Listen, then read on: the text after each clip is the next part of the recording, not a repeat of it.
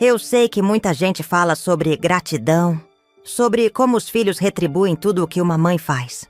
Mas essas pessoas, sinceramente, nunca ouviram do próprio filho que são um peso, um estorvo, um incômodo. Me chamo Ruth, tenho 72 anos. E se tem uma coisa que aprendi nessa vida, é que o tempo revela verdades que o amor tenta esconder. Essa história começa num domingo qualquer, ou pelo menos parecia ser. O cheiro de carne assada ainda pairava na cozinha quando ele largou os talheres. Não havia sobremesa, nem elogios pela comida, nem aquele sorriso de infância que um dia ele tinha quando eu cozinhava seus pratos preferidos. Havia só silêncio. E depois, uma frase. Mãe, a gente precisa conversar. Eu parei de secar a louça. O tom dele não era de quem quer dialogar. Era de quem já decidiu. Sentei à mesa de volta, limpando as mãos no pano de prato. Você anda se esquecendo das coisas, sabe? Repetindo histórias, confundindo nomes. Fico preocupado. Com esse tamanho de casa, você sozinha pode acabar se machucando. Está dizendo que eu tô doida? Não, mãe. Só tô dizendo que talvez seja hora de pensar numa ajuda mais estruturada. Estruturada. Palavras bonitas para esconder abandono. Sorri. Mas foi um sorriso daqueles que a gente dá pra não chorar na frente de quem nos machuca. O tipo de sorriso que cola no rosto, mas quebra dentro da gente. 2 semanas depois, ele apareceu com as malas prontas. As minhas. Disse que era temporário. Disse que era pro meu bem. Disse que eu ia gostar do lugar. No carro, tentei disfarçar a tremedeira nas mãos. O silêncio era espesso, como se tudo entre nós estivesse suspenso, pendurado por um fio que ele mesmo estava cortando. Você vai me visitar? Perguntei, olhando pela janela. Mãe, vamos ser práticos. Eu tenho uma filha pequena agora. Despesas aumentaram. Você precisa entender. Virou um fardo. Foi como se o tempo parasse ali. Como se aquela palavra, fardo, tivesse o peso de uma sentença. Não respondi. Olhei para frente e engoli seco. Porque, naquele momento, entendi tudo. Ele não estava preocupado comigo. Estava se livrando de um incômodo. Quando chegamos, ele nem desceu do carro. Apenas entregou os documentos para a recepcionista e disse: "Tchau, mãe", com a porta do carro já se fechando.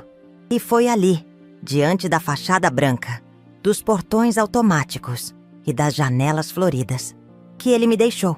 Mas o que ele não sabia, e isso é o mais irônico, é que aquele lugar era meu.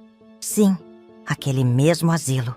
Aqueles corredores bem pintados, aquelas cuidadoras bem treinadas, aquela organização limpa, humana, acolhedora. Tudo aquilo foi construído com os meus esforços, centavo por centavo, ao longo de anos. Ele só não sabia porque nunca se interessou em perguntar sobre a minha vida além da cozinha. Nunca quis saber quem era a mulher que o criou. Apenas a mãe que estava ali, sempre disponível, sempre presente. Eu pedi à equipe que não dissesse nada, que me tratassem como qualquer outra residente. E assim foi. Nos primeiros dias, caminhei pelo jardim como uma hóspede. Observei os outros idosos, os sorrisos lentos, os olhares perdidos e os reencontros de domingo. Reparei que muitos deles também esperavam por filhos que não viriam.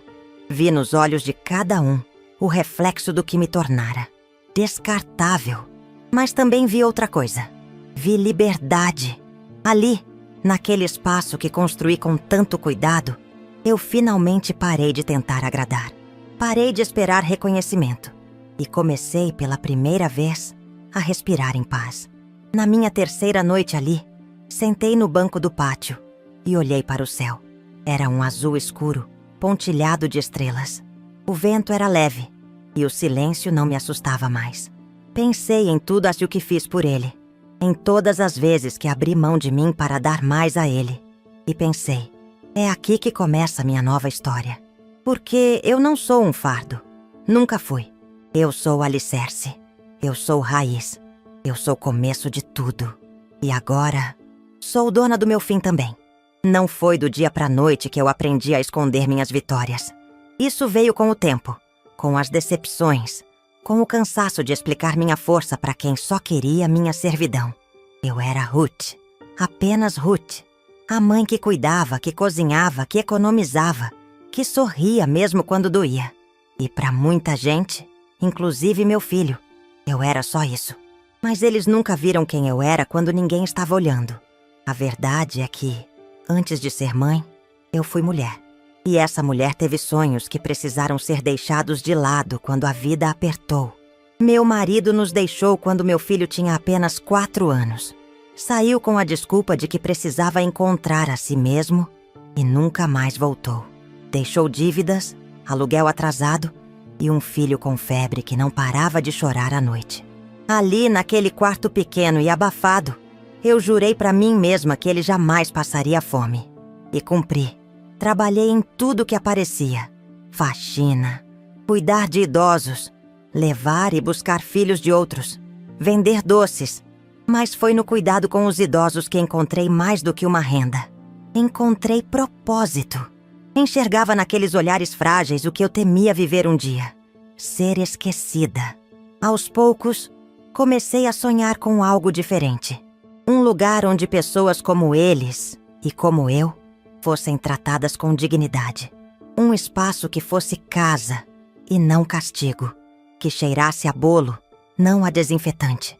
Foi numa noite dessas, enquanto cuidava da dona Amélia, uma senhora doce com demência leve, que conhecia a advogada do neto dela, Elisa, uma moça jovem, afiada e com um coração raro.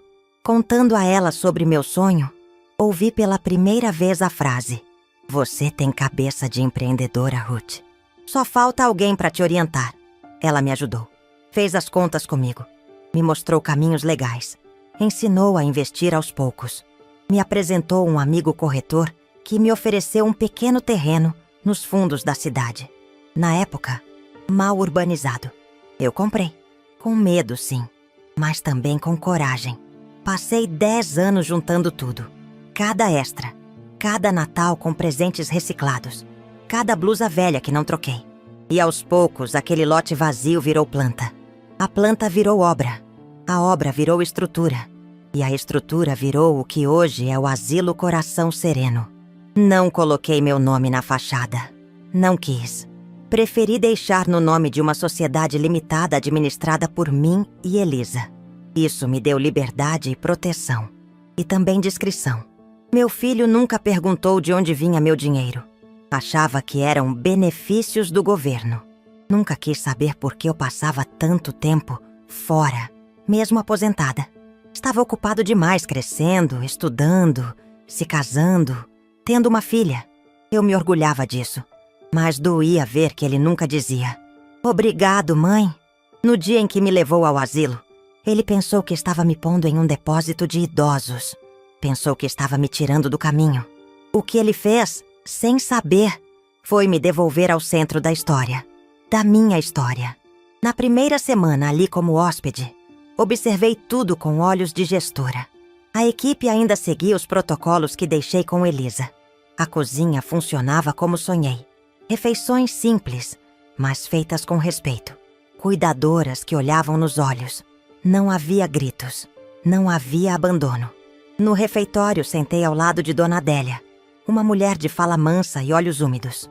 "Seu filho te trouxe?" Ela perguntou. "Trouxe, sim. O meu também. Disse que eu ia atrapalhar menos aqui." Nossos olhares se encontraram. Tinha algo ali que unia todas nós. Algo que não era fraqueza. Era sobrevivência.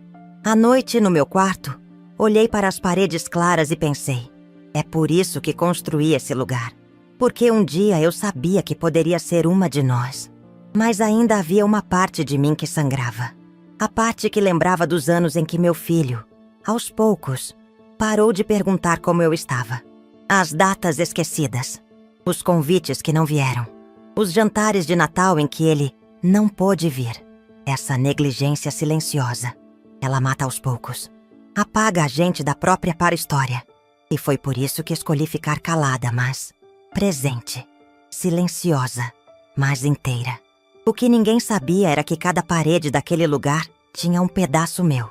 Não apenas em dinheiro, mas em alma. A madeira das janelas, eu escolhi uma a uma. As cortinas dos quartos foram desenhadas por mim. A flor do jardim da entrada foi plantada com minhas mãos. Agora, eu era mais que dona daquele lugar. Eu era parte dele. E nele, escolhi reconstruir o que meu filho tentou demolir. Minha dignidade.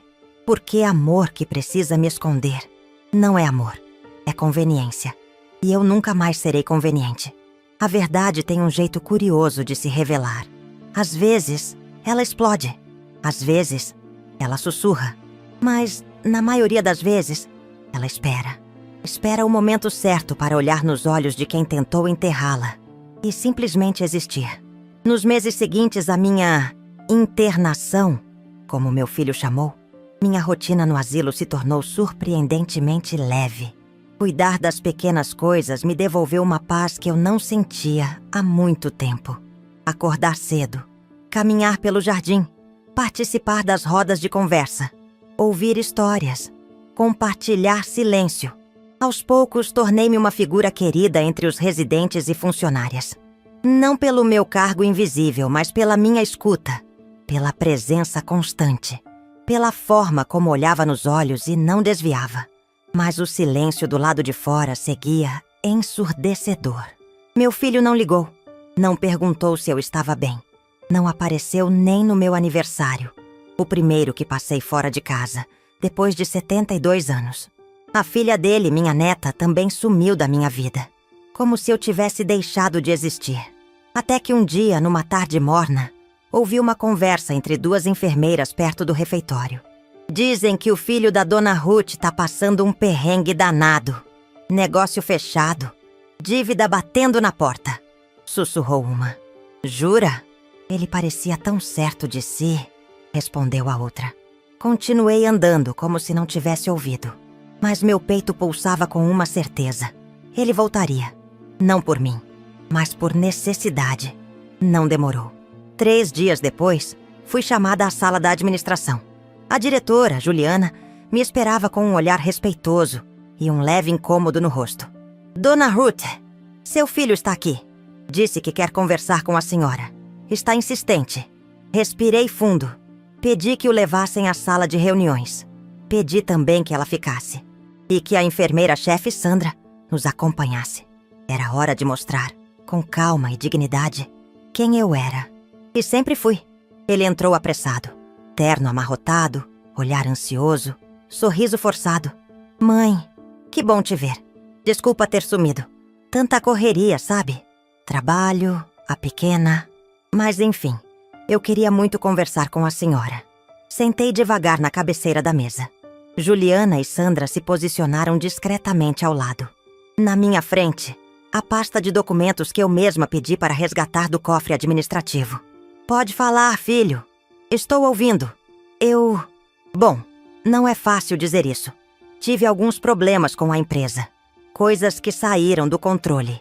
E pensei que talvez a senhora pudesse me ajudar um pouco. Com alguma quantia. Temporária, claro. Só para equilibrar até o fim do mês. Peguei a pasta, abri, retirei a escritura, o contrato de fundação, o organograma da diretoria, todos com meu nome completo. E deslizei os papéis pela mesa, até parar bem à frente dele. Ele franziu a testa, depois os olhos. Leu uma linha, 2, voltou, leu de novo. O que é isso? Isso aqui, falei com voz calma. É o lugar onde você me internou. Só que tem um detalhe. Ele é meu. Silêncio. Sandra se retirou discretamente. Juliana cruzou as mãos no colo e olhou para o chão. Eu mantive meus olhos nos dele. Você acha mesmo que passaria o resto dos meus dias num lugar qualquer, sem escolha, sem voz? Continuei. Você acha que tudo que fiz a vida inteira foi só cozinhar para você? Ele não conseguia falar. Apenas ficou ali, sentado, olhando para os papéis como se fossem espelhos. Eu construí isso com as minhas mãos, com as minhas noites em claro, com os anos que você nem quis saber onde eu estava. Enquanto você crescia, estudava, esquecia meu aniversário, eu estava construindo este lugar. E você, sem saber, me devolveu à minha própria casa. Ele tentou dizer algo, mas nada saiu. Estava pálido, pequeno, desmontado. Eu pedi à equipe que não dissesse nada. Quis saber se você apareceria. Se voltaria por mim ou por interesse. Agora sei. Levantei-me, recolhi os papéis com calma.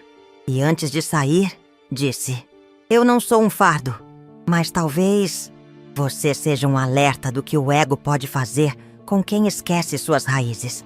Deixei-o ali, sentado, em silêncio, cercado de verdades que ele tentou evitar. Naquela noite não dormi cedo, mas não foi tristeza que me tirou o sono. Foi alívio. Pela primeira vez, eu não precisei gritar para ser ouvida. Não precisei implorar por reconhecimento. Bastou mostrar quem eu sou e deixar que ele visse o que nunca quis enxergar. Porque o silêncio não é esquecimento, é preparo. Tem gente que acha que o oposto de amor é o ódio. Mas, com o tempo, aprendi que é a indiferença. O desprezo silencioso, a ausência de cuidado, mesmo quando há presença física. Depois daquele dia na sala de reuniões, meu filho desapareceu de novo. Não mandou mensagem. Não ligou. Imagino que ainda esteja digerindo o que descobriu. A mulher que ele achava ser frágil, dependente e ultrapassada. Era a dona do prédio onde ele me deixou. Mas, diferente das outras vezes, eu não sofri com seu silêncio. Dessa vez, ele não doeu. Porque eu não estava mais esperando nada. Pela primeira vez, não havia em mim aquela esperança infantil de ser vista, reconhecida, amada como mereço. Havia só uma serenidade estranha, mas firme. Eu me bastava. Na semana seguinte, convoquei uma reunião interna com a diretoria do asilo. Sentei com Juliana e Elisa, minha advogada e sócia de confiança desde sempre, e propus algo novo. Um projeto interno para acolher idosos em situação de abandono. Quero destinar parte dos lucros mensais para isso, disse sem hesitação. Vamos dar prioridade a quem foi deixado sem escolha. Eles merecem mais do que um teto. Merecem dignidade. Nos olhos de Elisa vi a mesma admiração silenciosa de anos atrás, quando tudo ainda era um esboço no papel. Ruth, isso vai mudar vidas, ela disse, emocionada. E vai honrar tudo que você construiu. Batizamos o programa de Última Casa Primeira Escolha. Um nome simbólico. Uma mensagem direta. Ninguém ali estaria ali porque foi descartado, mas porque merecia respeito. Em pouco tempo, começamos a receber histórias duras, cartas escritas com letra trêmula, pedidos emocionados de filhos que diziam: não posso cuidar, não tenho estrutura, não há espaço em casa. E cada novo hóspede chegava com o mesmo olhar, de quem já não espera muito da vida. Mas ali encontravam mais do que abrigo, encontravam escuta e esperança. Passei a andar pelos corredores com propósito, não mais como hóspede, mas como parte viva daquela estrutura. Abracei, escutei, conversei, rezei em silêncio ao lado de muitos. Reaprendi o valor do toque, do olho no olho, da paciência. Um dia encontrei Dona Neuza sentada na varanda. Ela chorava em silêncio, com uma carta rasgada no colo. Está tudo bem? Perguntei, sentando ao seu lado. Meu filho escreveu, disse que não vem mais. Que isso aqui, ela hesitou, é lugar para quem não tem mais utilidade. Segurei sua mão. Aqui não é um depósito. Aqui é uma casa. E você é parte dela. Ela me olhou como quem busca chão. E naquele olhar, encontrei um pedaço de mim. Foi nesse mesmo mês que tomei outra decisão. Reescrevi meu testamento. Com a ajuda de Elisa, deixei 60% do patrimônio destinado ao fundo de assistência do asilo. Os outros 40% deixei livres, com cláusulas claras. Seriam divididos apenas se não fossem usados para fins pessoais por parte da família. Quis deixar algo, sim, mas com consciência. Meu filho ficou sabendo. Não sei como. Talvez por terceiros. Dias depois apareceu novamente. Mãe, podemos conversar? Conversamos. Dessa vez, sem plateia. Só nós dois. Sentados no mesmo jardim onde eu vi as flores crescerem em silêncio. Eu errei, ele disse olhando para as mãos. Eu fui egoísta, covarde. E você sempre foi mais do que eu quis enxergar. Eu ouvi, com respeito, mas sem pressa de perdoar. Não vim aqui buscar desculpas. Ele continuou. Vim só para dizer que, se um dia você quiser me ver como filho de novo, eu tô tentando ser alguém que mereça isso. Respirei fundo. Você já foi meu filho, de muitas formas. Mas eu precisei aprender a ser minha mãe também. Cuidar de mim do jeito que você não soube. Ele assentiu, os olhos úmidos. Talvez agora eu comece a entender o que é ser mãe. E talvez agora, completei, eu comece a entender o que é ser livre. Não houve abraço. Não houve reconciliação cinematográfica. Mas houve verdade. E isso já era mais do que qualquer presente de Dia das Mães que ele tenha me dado na vida. Desde então seguimos distantes, mas respeitosos. Ele me liga de vez em quando. Eu atendo. Falamos da neta, da saúde, mas sem ilusões. A ferida virou cicatriz. E cicatriz não dói, mas ensina. Hoje caminho por esses corredores com passos firmes. O asilo não é mais apenas minha propriedade. É meu legado. Porque o que me chamaram de peso, um dia, se tornou alicerce. E que sorte a minha poder ser base, e não bagagem. Quando somos jovens, acreditamos que deixar um legado é algo grandioso, imenso, quase épico. Pensamos em patrimônios, homenagens, medalhas. Mas com o tempo, e principalmente com a dor, descobrimos que os legados mais profundos não têm forma. Eles têm impacto. Hoje, aos 72 anos, eu caminho lentamente pelo jardim do asilo. As rosas que plantei no outono estão começando a se abrir. Vermelhas, fortes, sobreviventes como eu. Não espero mais visitas. Não conto mais datas. Mas não estou sozinha. Caminho entre pessoas que, como eu, foram descartadas por aqueles que prometeram amor eterno. Escuto histórias parecidas, com variações pequenas. Minha filha disse que era melhor para mim. Meu neto nunca mais ligou. Meu genro achava que eu atrapalhava. Sempre as mesmas frases ditas com olhos diferentes. Mas o que antes me feria, hoje me guia. Com o projeto social implantado, recebemos cada vez mais moradores que chegam quebrados.